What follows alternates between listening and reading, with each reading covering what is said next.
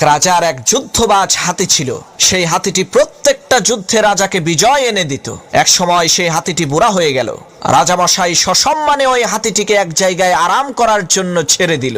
একদিন ওই হাতিটি পানি খেতে যেয়ে দিঘির কাদার মধ্যে এমন একটা জায়গায় আটকে গেল যেখান থেকে বের হওয়া ওই হাতির জন্য একেবারে অসম্ভব। এদিকে হাতির এই খবর শুনে তো রাজার কলিজা নাড়া দিয়ে উঠল। কি করা যায়, কিভাবে ওই হাতিকে ওই কাদার মরণ ফাঁদ থেকে মুক্ত করা যায়?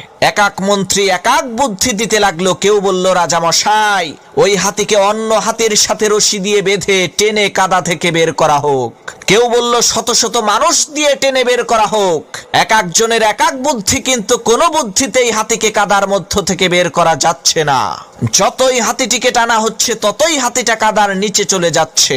এমন সময় সবচাইতে যে বৃদ্ধ মন্ত্রী সে বলে উঠল, রাজামশাই, যতই টেকনিক খাটান আর যতই কৌশল খাটান, কোন কৌশল আর কোন টেকনিক দিয়ে এই হাতিকে আপনি এখান থেকে বের করতে পারবেন না। রাজামশাই, এই হাতিকে বের করতে হলে আমাদেরকে ওই কাজটাই করতে হবে যেটা আমরা 20 বছর আগে করতাম।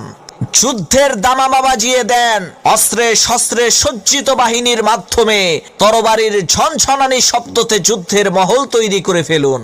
মন্ত্রীর কথা অনুযায়ী রাজা তাই করলো। যখন যুদ্ধের দামামা বাজানো হলো, বাঁশিতে ফু দেয়া হলো, আর শত শত সশস্ত্র বাহিনীরা তরবারি হাতে নিয়ে সামনের দিকে অগ্রসর হতে লাগলো, তখন কাদার মধ্যে ডুবে থাকা সেই বৃদ্ধ হাতি তার অতীতে চলে গেল। আরে আমি তো ওই হাতি যে শত শত যুদ্ধে এই রাজ্যকে বিজয়ী করেছি। আরে আমি তো ওই হাতি যাকে দেখে শত্রু বাহিনীর সদস্যরা পৃষ্ঠ প্রদর্শন করে পালিয়ে যেত। ওই হাতি তার অতীতের বীরত্বের কথা চিন্তা করে বিনা রশিতে ওই কাদার মধ্য থেকে উঠে আসলো। প্রিয় ভাইয়েরা আমার, আপনার মধ্যে ওই হাতির মতো সুপ্ত বারুদ আছে। শুধু মনের মধ্যে যুদ্ধের দামামা বাজিয়ে দিলেই বিস্ফোরিত হবে।